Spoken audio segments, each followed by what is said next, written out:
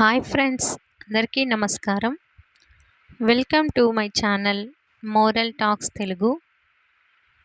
ఈ స్టోరీ కనుక నచ్చినట్లయితే ప్లీజ్ లైక్ చేయండి, షేర్ చేయండి, మీ అమూల్యమైన అభిప్రాయాన్ని కామెంట్ చేయండి.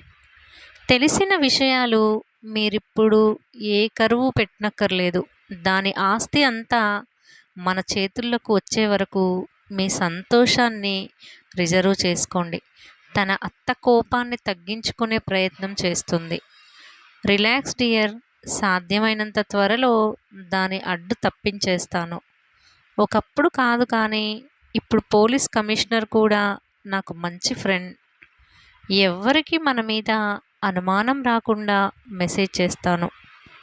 తన గుండె వేగం ఇంకా పెరిగిపోతూ ఉంటే మొదట ఎవరో వింటున్నట్టుగా వాళ్ళకి అనుమానం రాకూడదని అక్కడ నుండి మేడ మీద తన గదిలోకి చప్పుడు చేయకుండా వెళ్ళిపోయింది. తన మామయ్య మాటల్లో అతిశయోక్తి ఏమీ లేదు. చిల్లి గవ్వ స్వంతంగా సంపాదించలేకపోయినా తన ఆస్తినంతా అడ్డుపెట్టుకొని చుట్టుపక్కల అంతా పరపతి బాగానే సంపాదించాడు. తనని ఏదో ఒకలాగా చంపేసి అది యాక్సిడెంట్ అని చాలా ఈజీగా అందరినీ నమ్మించేయగలడు.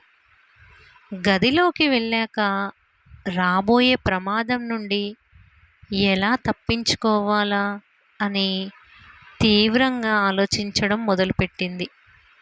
తన మామయ్య వాళ్ళు ఇలాంటిదేదో ప్లాన్ చేస్తున్నారని తనకి చాలా రోజులుగా అనుమానంగానే ఉంది. ఈ ప్రమాదం నుండి ఎలా తప్పించుకోవాలా అని తీవ్రంగా ఆలోచిస్తుంది కూడా. కానీ తన తెలివితేటలతో ఎంతో ఆస్తి సంపాదించిన తన డాడ్ కేవలం ఆచారంగా వస్తుందని అలాంటి వీలునామా రాయడం వల్ల తనకి వచ్చే ప్రమాదం గమనించలేకపోయాడు. కానీ అలాంటి వీలునామాలు రాయడం అలవాటుగా రావడం ఏమిటో తనకి ఎప్పుడూ అర్థం కాదు. కుటుంబంలో తరతరాలుగా ఒక వింత ఆచారం అలవాటుగా వస్తుంది. ఆ కుటుంబంలో ఆడపిల్లలకి 22 సంవత్సరాలు నిండి పెళ్ళి అయితే గాని తండ్రి సంపాదించిన ఆస్తి మీద హక్కు రాదు. ఆడవాళ్ళు పరిపక్వత లేకుండా పెళ్లి చేసుకొని ఆస్తులు తగిలేస్తే ఇంకొంతమంది ఆడవాళ్ళు చాలా కాలం పాటు పెళ్లి చేసుకోకుండా ఉండి ఆస్తులు తగిలేశారట. ఎలాంటి ప్రమాదం లేకుండా ఉండడానికి అటువంటి వీలునామాలు రాయడం ఆచారంగా వస్తుంది తమ వంశంలో. కానీ ఇప్పటి వరకు తన వంశంలో ఏ ఆడపిల్లకైనా ఇబ్బంది వచ్చిందో లేదో కానీ తనకి మాత్రం ఇలాంటి ప్రమాదం వచ్చి పడింది. వంశంలో కొంతమంది ఆలోచనలు గమనించలేదు కానీ తను బస్ స్టేషన్కి వచ్చేసింది. సరిగ్గా 4 గంటలకి అక్కడ నుంచి ఫస్ట్ బస్సు ఉంది. అది ఎక్కి టౌన్లోకి వెళ్ళాక అక్కడ నుండి రైల్వే స్టేషన్కి వెళ్ళాలి ఆటోలో. అక్కడ ట్రైన్ ఎక్కాక 1.5 రోజుల ప్రయాణం తర్వాత ఇంకో టౌన్లో దిగాలి. అక్కడి నుండి ఇంకో బస్లో 8 గంటల ప్రయాణం చేసి మళ్ళీ ఇంకో ఆటోలో ఇంకో అరగంట ప్రయాణం చేస్తే కానీ ముమ్మర విలేజ్కి వెళ్ళలేదు. కానీ ఆ విలేజ్లోకి అడుగుపెట్టి తాను కలుసుకోబోయే వ్యక్తి గురించి ఆలోచిస్తుంటే మాత్రం ఏదో మధురానుభూతితో నిండిపోయింది సుష్మిత మనస్సు. అతని ఇంట్లో తను ప్రస్తుతం ఆశ్రయం పొందడం ఎంత క్లిష్టమో తెలిసినా అక్కడికి వెళ్తున్నాను, అతన్ని కలుసుకోబోతున్నాను అన్న ఆలోచనే ఎంతో థ్రిల్లింగ్గా ఉంది. అసలు నిజంగా తను ఎందుకు అక్కడికి వెళ్తుంది అని ఆలోచిస్తే అది జరిగే పనేనా అని భయంగా కూడా ఉంది.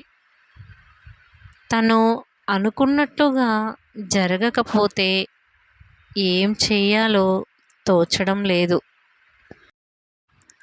మదన్ బస్ స్టేషన్లో ఉన్న బెంచీలో కూలబడి వెనక్కి వాలి రిలాక్స్గా కళ్ళు మూసుకున్నాక అనుకుంది సుష్మిత. ఎంతో ఆశతో నా దగ్గరికి వచ్చిన నీతో పొగరుగా మాట్లాడి నీకు శత్రువునైపోయాను. తర్వాత నిన్ను కలుసుకొని నీకు అపాలజీ చెప్పి ఫ్రెండ్షిప్ చేయాలని ఎంతగానో అనుకున్నానో నీకు తెలిసే అవకాశం లేదు. ఇప్పుడు నీ దగ్గరే ఆశ్రయానికి వస్తున్నాను, ఏమంటావో బాధపడడం లేదు.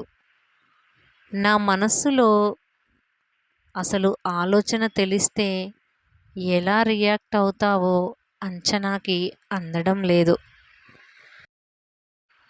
ఆ రోజు తను ప్రవర్తించిన తీరు గుర్తుకు రాగానే మరోసారి తన మీద తనకే కోపం వచ్చేసింది సుష్మితకి.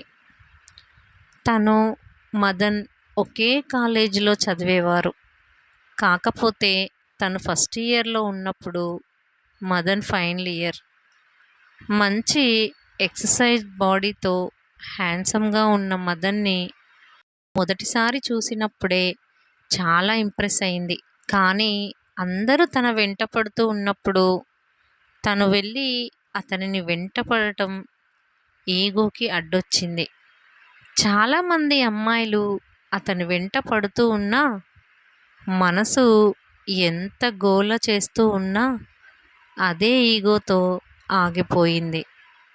కానీ తనే తన దగ్గరికి వచ్చి పలకరించినప్పుడు తనెందుకు ఆ అవకాశం యూస్ చేసుకోలేకపోయింది? రోజు సంఘటన తలుచుకుంటూ ఉంటే ఈ రోజుకి తన మీద తనకే మండిపోతుంది. నా కజిన్ మాధురికి మీరు కూడా ఫ్రెండ్ కదా. ఇంకా ఫైనల్ ఎగ్జామ్స్ దగ్గర పడుతున్నాయనగా తన దగ్గరికి వచ్చి అన్నాడు మదన్. అఫ్కోర్స్. అయితే మొహంలో ఇరిటేషన్ ఇమిటేట్ చేస్తూ అడిగింది. Thank you for watching. మిగతా స్టోరీ నెక్స్ట్ వీడియోలో చూద్దాం. ప్లీజ్ ఈ స్టోరీ కనుక నచ్చినట్లయితే లైక్ చేయండి, కామెంట్ చేయండి, సబ్స్క్రైబ్ చేయండి.